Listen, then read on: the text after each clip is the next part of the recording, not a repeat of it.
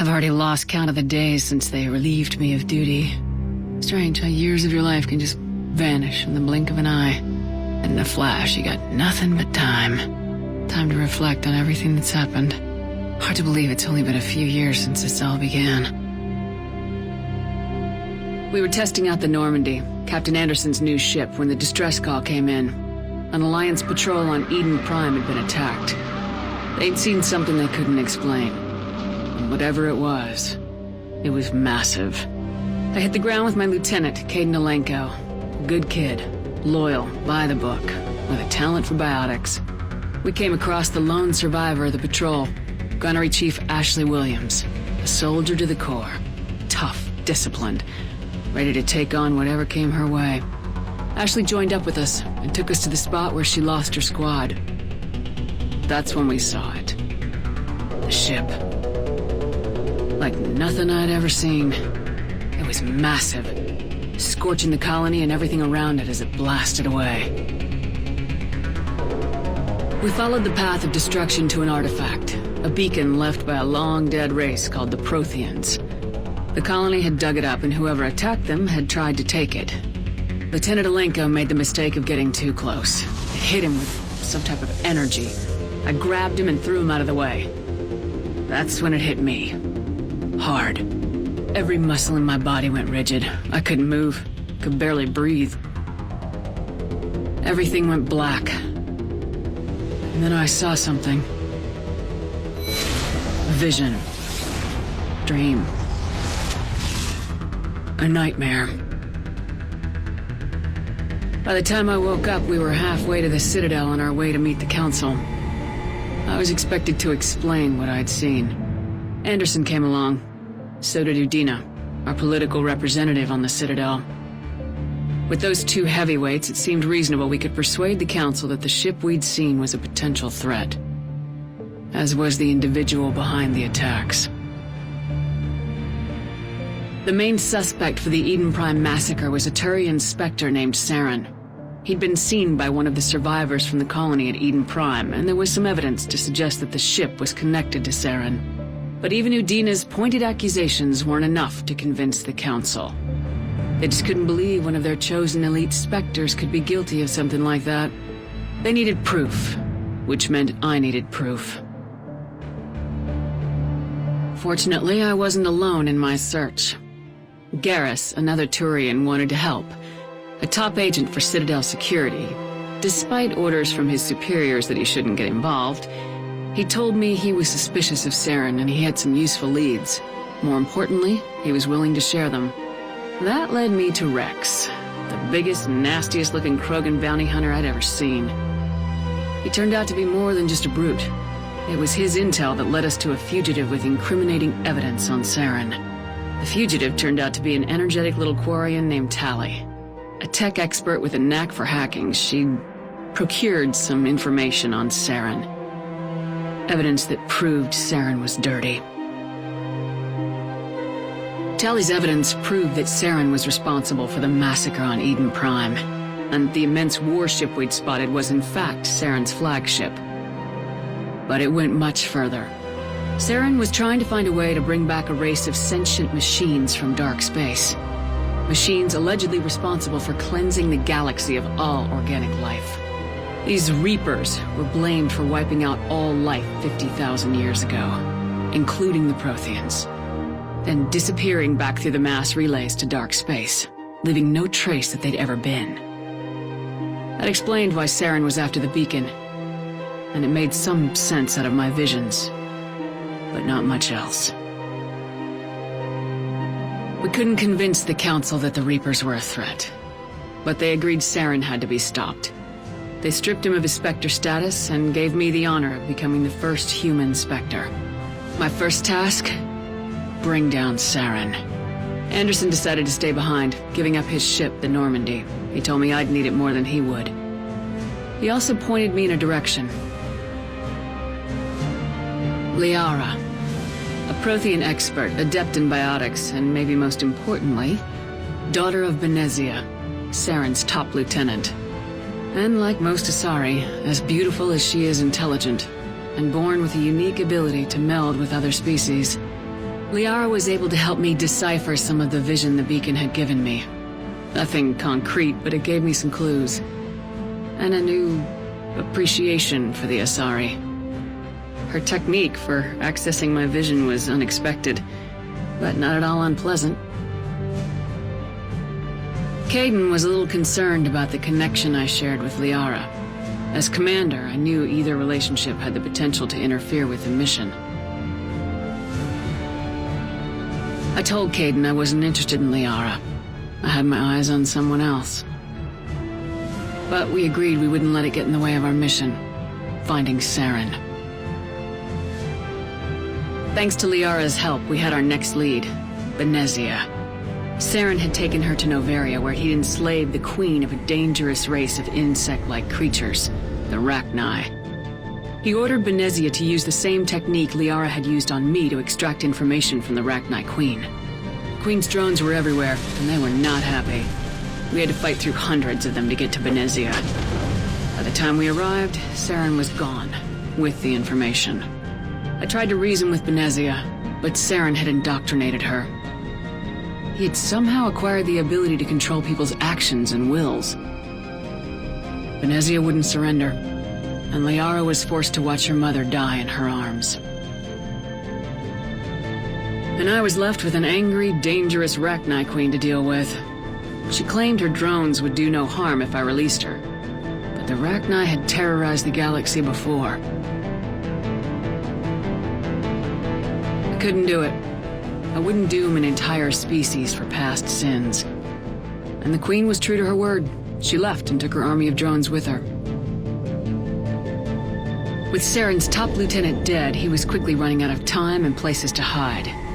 I tracked him down at his base on Vermeer, but we soon learned it was more than a base of operations. It was a breeding ground.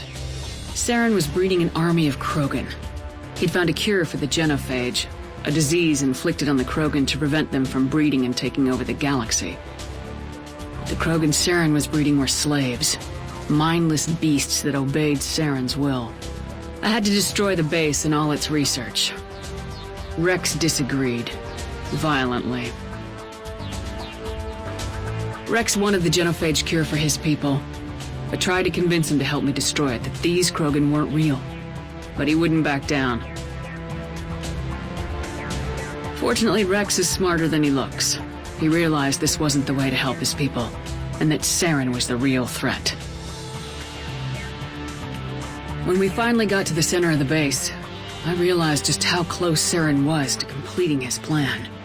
He was already in communication with the Reapers. Sovereign, Saren's flagship we'd all assumed was just a ship, was a Reaper. It spoke to me, threatened me. I could feel the menace it had for every living thing. It wanted me dead. It wanted us all dead. And I knew it was capable of doing just that. What I couldn't understand was why Saren would help it. But there was no time to think about it. Sovereign knew where we were. We had to destroy the base and get the hell out.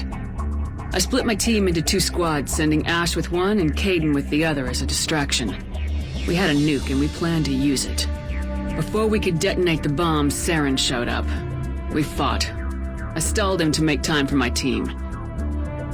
And in talking to him, I realized the truth. It wasn't Saren who was indoctrinating everyone. It was Sovereign, the Reaper. And Saren was in deeper than all of them. He tried to convince me he was still in control. Said he'd found a way to reduce the Reaper's influence, but he was kidding himself. Or believing the lies Sovereign was telling him. Before I could convince him to stop, he ran, leaving me just seconds to extract my squad mates. I tried, but I wasn't fast enough. I could only save one of them. Ash was a good friend, and a great soldier. But I had to choose, and I chose Kaidan. That was the last time Saren would slip away from me. I knew then, the next time we met, one of us would die. With my team mostly intact, we chased Saren and his army to Ilos, a long-lost planet that had once belonged to the Protheans. As we prepared for what we knew would be a desperate fight, I spoke to my crew. We were just one ship against Saren's growing army.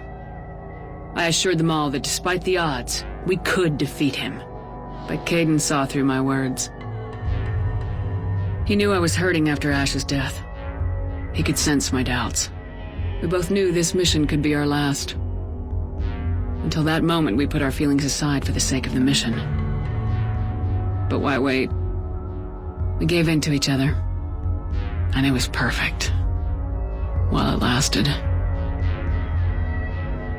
We arrived on Ilos close behind Saren. Once on the planet, we discovered a Prothean databank that helped me put the final pieces of my vision together. The Reapers had come 50,000 years ago, and every 50,000 years before that, each time purging the galaxy of life. The Protheans had fought and died like every species before them, but a few survived long enough to leave a parting gift. The Protheans had discovered that the Citadel was the key to controlling the mass relays. By sabotaging the Citadel, they found a way to close the relays to dark space, slowing the Reapers' return, giving us the time we needed to find a solution to stop the Reapers once and for all. Saren knew this. He was leading his army to take control of the Citadel and re-establish the relays to dark space, bringing the waiting Reapers here to destroy us all. We followed him to the Citadel. It was intact, but heavily damaged. He'd caught the Council fleets by surprise, and they were only now regrouping. And with Sovereign as his flagship, there was little hope that the fleets could counterattack with enough strength to take back the Citadel. But Saren was done running, and I was done chasing him. As the Alliance and Council fleets battled Saren's army outside the Citadel, I cornered the Turian bastard in the Citadel tower and confronted him. He died believing that the Reapers would save him. As I fought to regain control of the Citadel, the Council's flagship, the Destiny Ascension, fell under attack. Despite Saren's death, Sovereign and Saren's army continued to fight. The Council was aboard the Destiny Ascension and they were requesting assistance. But I knew in order to help them, I would have to put our Human Alliance fleet in jeopardy. The Council could be replaced. The fleets were needed here and now if we were going to defeat Sovereign. Even with the Citadel back in my control, Saren defeated and the Normandy leading the combined galactic fleet. The battle against Sovereign, a single Reaper, was relentless. It took the combined fleets of humanity and the other races, but in the end, Sovereign fell. But the costs were immense. While humanity's efforts in the war earned us our first seat on the Council, it was a hollow victory. The Reapers were still out there. I knew the fight was far from over, but as the one who'd led the fight against Saren, I was given new responsibilities. The choice of humanity's first counselor was left to me to decide. On the one hand, Udina, the lifetime politician, ruthless and ambitious, he would easily navigate the political landmines that would soon be placed before him. The other choice, Captain Anderson, the career soldier, tough but fair, but a friend, and someone I could trust. Both great leaders in their own right. Anderson didn't want the job, which was a sure sign he'd be perfect for it. No ambition to get in the way. The war was over. The threat had passed. In time, the Council would rebuild itself. The Citadel could be repaired. Even the pain of lost friends would fade. But none of that mattered if the Reapers were still out there. And if they were all as powerful as Sovereign, we had to find a way to stop them. I had to find a way. I gathered my crew, took my ship, and went in search of answers. Officially, the Council would only say I was assigned cleanup duty, routing out any remnants of Saren's army. But the Geth and Saren were just the beginning. The Reapers had other plans. A few months after the battle for the Citadel, while we were on patrol, we were attacked by an unknown vessel. Before we knew what was happening, we were disabled and forced to abandon ship. The Normandy was destroyed. We lost a lot of good people. I almost didn't make it myself. Technically, I was as close to death as you can get. By the time my body was recovered, there wasn't much left. The pro-human group Cerberus acquired what was left of my body and spent the next 2 years rebuilding me. My memories, abilities, everything. The person in charge of my recovery was a Cerberus agent, Miranda Lawson. Brilliant and efficient. But before I could be completely rehabilitated, the Cerberus facility we were in was attacked. I was forced to fight my way out. In my condition, I should have died. But an ex-Alliance soldier named Jacob Taylor kept me alive. We found Miranda and we escaped. They took me to meet the Elusive Man, the leader of Cerberus and the one who had ordered me rebuilt. The Elusive Man lived up to his name, offering half answers to many of my questions. But he did explain why he'd brought me back. He believed I was the one person who could stop the Reaper threat. And he explained that the Reapers had a new ally, an insectoid race called the Collectors, the ones who had attacked the Normandy 2 years earlier. Since that time, they'd been systematically abducting entire human colonies and taking them beyond the Omega-4 relay, a place that no ships other than Collector ships ever returned from. The Elusive Man wanted me to find out why humans were being abducted, and to end it. In return, Cerberus would outfit me with a rebuilt Normandy, weapons, and a skeleton crew. As long as I agreed to take along Miranda, Jacob, and an illegal AI named Edie. I told the Elusive Man I wanted my own team, people I knew. He already had a list of individuals that he wanted, people that might be willing to go on a suicide mission, to head beyond the Omega-4 relay and face the unknown. It was an interesting list. Ex-convicts, assassins, experimental scientists. In the end, it was my choice. It would take time and effort to recruit them all, and with more humans disappearing every day, I wasn't sure I should bother. I decided I needed all the help I could get. Recruiting the team took me all over the galaxy. Along the way, I met some old friends. They were quick to join, despite the risks. As for the rest, finding them and convincing them to join me on a suicide mission was difficult. But keeping them from killing each other was next to impossible. They only had to stay alive long enough to complete the mission. I wasn't sure what difference it would make if they were happy doing it. But if we were going to survive this, our best chance was to make sure everyone was working together. I tried to recruit and reconnect with a few of my old squad, but they were suspicious of Cerberus. No doubt why they weren't on the Elusive Man's list to begin with. Worse, they'd moved on. For 2 years, they'd believed I was dead and lost. Now I was headed off on another suicide mission. If things were going to get better between us, it would take time. But I was running out of time. Maybe once the mission was over, we could try to reconnect. With most of the team recruited, we were getting close. We just needed to figure out how to survive the Omega-4 relay. Our best chance came when we discovered a damaged Collector ship. We went in knowing it could be a trap, but we had to try. What we found there was almost unbelievable. The Collectors weren't a new race at all. They were the twisted remnants of the Protheans, slaves of the Reapers, and humans were the next target. The Collectors were abducting tens of thousands of humans for the Reapers, and unless we could find a way to stop them, we'd end up just like the Protheans. We had to escape before we could find out the secrets of the Omega-4 relay, but we were more determined than ever to put a stop to the Collectors. All we needed now was a way through the relay. Edie had figured out what we needed, and the Elusive Man knew where to find it. We stole parts from a derelict Reaper to mask our ship's signature, make the Normandy appear like a Reaper, and allow us safe passage through the relay. As soon as we had what we needed, Joker and Edie began testing. But while I was away on mission with the team, the Collectors attacked the Normandy, determined to destroy it before we could finish the tests. Joker and Edie did their best to fight them off. They saved the ship, but the entire crew was abducted, taken beyond the Omega-4 relay. Jacob went to go immediately and rescue the crew. Edie and Miranda wanted more time to prepare before we attacked. We only had one chance to attack the Collectors. I knew we had to be ready before we went, even if it meant sacrificing the crew. I gathered everyone to go over the plan. We all knew this was likely a one-way ticket. The team was ready, but they were nervous. We knew this could be our last day together. We were scared and looking for reassurance. Some of us found it in each other.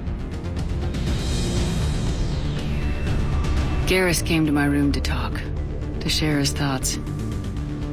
We spent the night together, comforting each other. The day of the attack, everything went as planned, at first. The Normandy made it safely through. As we scanned the wreckage of all the ships that failed before us, we found what we were looking for. The Collector base. And guarding it, a ship that had destroyed the Normandy 2 years ago, and almost ended my life. But this time, we were the attacker. And the Normandy was equipped to deal with it. We took some damage, but destroyed the Collector ship, and made our way to their base. We knew the fighting inside would be brutal. We arrived intact, but the team wasn't strong enough to withstand the assault. Eventually, we made it to the heart of the base. To this day, I can hardly believe what we saw there. The collected humans had been dissolved, transformed, and repurposed to create the frame for a new Reaper. A massive human Reaper abomination. We had no choice but to destroy it. The battle caused severe damage to the base, but we needed to destroy it completely. As I prepped explosives to finish the job, we received a message. The Illusive Man. He didn't want us to destroy the base at all. He wanted to preserve it. He wanted to study how the humans were transformed into the abomination we'd seen. To use the technology of the Collectors to help defeat the Reapers.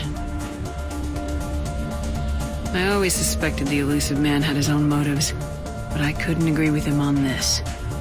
We had stopped the Collectors. We would find a way to stop the Reapers without sacrificing our morality in the process. We destroyed the base, completely, and escaped back through the Omega-4 relay.